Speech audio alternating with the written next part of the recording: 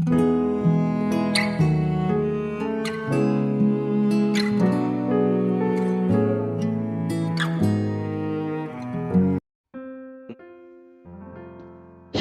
salam saudaraku dimanapun Anda berada.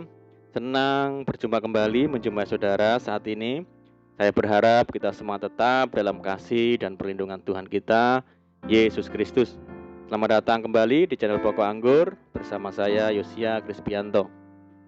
Mari saudara, sebelum kita bersama-sama merenungkan firman Tuhan, mari terlebih dahulu kita akan berdoa. Bapa di surga, Bapa yang baik, Bapa di dalam nama Tuhan Yesus, kami bersyukur buat segala kebaikan-Mu hari ini. Terima kasih buat penyertaan Tuhan bagi kami. Dan saatnya kami rindu untuk merenungkan firman-Mu ya Tuhan. Ajar kami untuk mengerti dan memahami segala kehendak Tuhan bagi kami. Mari ya Tuhan, buka rasa firman-Mu saat ini dan terangi hati kami dengan firman Tuhan. Terima kasih Tuhan. Ini doa kami hanya di dalam nama Tuhan Yesus Kristus. Kami berdoa. Amin. Puji Tuhan. Baik saudaraku, kita akan membaca di dalam Mazmur 55 ayat yang ke-7 dan 8. Sekiranya aku diberi sayap seperti merpati, aku akan terbang dan mencari tempat yang tenang. Bahkan aku akan lari jauh-jauh dan bermalam di padang gurun. Puji Tuhan. Saudaraku, hidup manusia tidak pernah berjalan baik-baik saja. Selalu ada liku-liku perjalanan hidup. Kita tidak bisa selalu senang, tetapi kita juga tidak mungkin selalu sedih. Banyak hal yang sudah kita rencanakan dalam hidup ini, namun tidak semua rencana tersebut berjalan dengan baik. Kita memiliki sebuah harapan, tapi kenyataan tidak pernah seindah harapan kita. Hal-hal seperti ini seringkali membuat kita gelisah, saudara. Kita jadi tidak bisa menjalani kehidupan kita dengan tenang.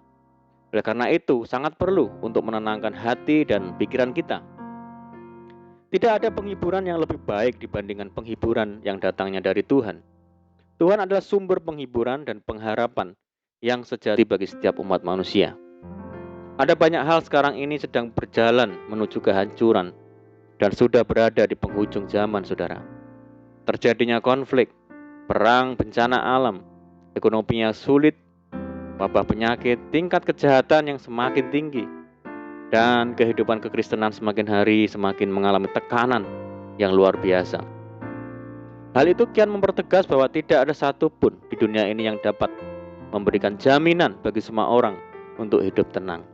Saudaraku, bagaimana sikap orang percaya menghadapi keadaan dan situasi sekarang ini? Kita tak perlu terkejut dan tawar hati, saudara, karena Alkitab sudah menyatakan jauh sebelumnya. Ingat saudaraku, ketenangan adalah sebuah keputusan kita. Artinya, walaupun situasi kelihatannya semakin sulit dan menakutkan, tetapi kita bisa membuat sebuah keputusan untuk tetap berlaku tenang. Kenapa? Karena kita punya alasan, yaitu karena kita punya Tuhan yang tidak pernah mengecewakan. Dia selalu siap menolong tepat pada waktunya, saudara.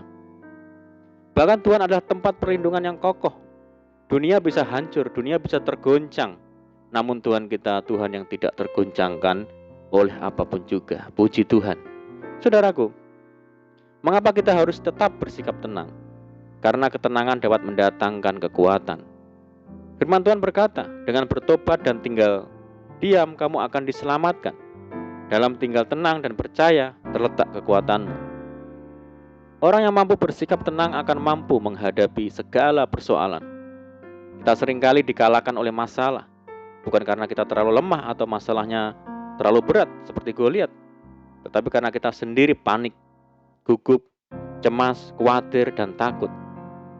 Orang yang tidak bisa bersikap tenang cenderung selalu berpikiran negatif, sehingga keputusan-keputusan yang diambil pun menjadi keliru dan berdampak buruk bagi kita. Saudara, Rasul Petrus menasihati, kesudahan segala sesuatu sudah dekat. Karena itu, kuasailah dirimu dan jadilah tenang, supaya kamu dapat berdoa.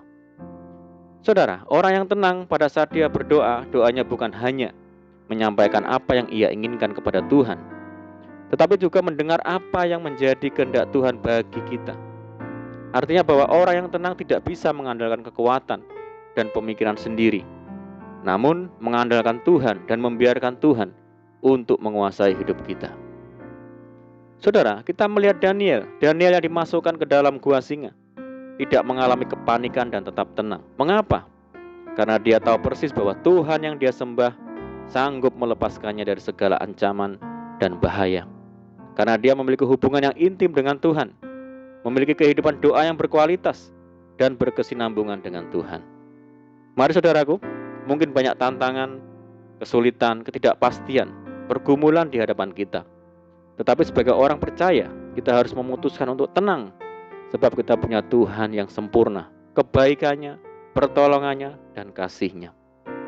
Mari kita semakin hari semakin mencari Tuhan, mendekat kepadanya, bersekutu dengan firman-Nya setiap hari, dan bergaul karib dalam pujian dan doa setiap hari. Amin, puji Tuhan. Mari kita berdoa. Bapa di dalam surga, Bapa di dalam nama Tuhan Yesus, Tuhan, bawa kami ya Tuhan untuk mendekat kepada Tuhan, bergaul karib dengan Tuhan setiap hari, membangun mezbah doa kami setiap hari, sehingga kami mampu untuk tenang dalam menghadapi segala situasi yang ada, karena kami percaya penuh bahwa Tuhan yang di pihak kami dan pasti menolong kami. Terima kasih Tuhan. Saat ini kami berdoa bagi saudara kami semua yang mendengar program ini, dimanapun mereka berada, yang sakit, mari Tuhan sembuhkan di dalam nama Yesus. Yang hidup dalam tekanan, kesulitan, pergumulan, mari Tuhan tolong mereka, bebaskan mereka, berkati ya Tuhan, pulihkan hidup mereka ya Tuhan, buka jalan di dalam nama Tuhan Yesus. Tuhan yang memberkati mereka dalam rumah tangga mereka, pekerjaan mereka, bisnis, dalam pendidikan, dan segala sesuatu yang mereka kerjakan.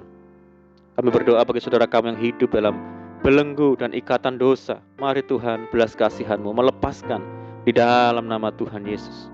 Kami berdoa bagi saudara kami yang mengalami musibah, bencana alam, mereka di tempat pengungsian. Tuhan tolong hibur mereka, berikan pertolongan-Mu, kekuatan-Mu, kasih-Mu bagi mereka ya Tuhan. Kami berdoa bagi bangsa kami Indonesia, saat ini menghadapi pekerjaan yang sulit, menghadapi radikalisme, terorisme, intoleransi di tengah masyarakat, menghadapi pandemi COVID-19, serta dampak yang ditimbulkan di segala sendi kehidupan. Mari Tuhan, berikan pertolongan-Mu, berikan jalan keluar bagi bangsa kami untuk dapat mengatasi setiap masalah yang ada. Dan kerinduan kami Tuhan, mohon belas kasihan-Mu. Kiranya pandemi COVID-19 ini segera berakhir, sehingga kami kembali lagi hidup normal dan menjalankan aktivitas secara normal kembali. Terima kasih Tuhan. Ini doa kami percaya Tuhan mendengar segala seruan doa kami. Hanya di dalam nama Tuhan Yesus kami berdoa. Amin. Puji Tuhan saudara, kita sudah berdoa. Saya percaya saat ini kita dikuatkan dan diberkati melalui firman Tuhan. Mari saudaraku, kita tetap semangat di dalam Tuhan. Jangan kita berputus asa, tetap kita berdoa, bersukacita senantiasa, sebab di dalam Tuhan kita sanggup melakukan segala perkara. Selamat malam dan selamat beristirahat. Doa saya menyertai saudara semua. Tuhan Yesus memberkati. Haleluya.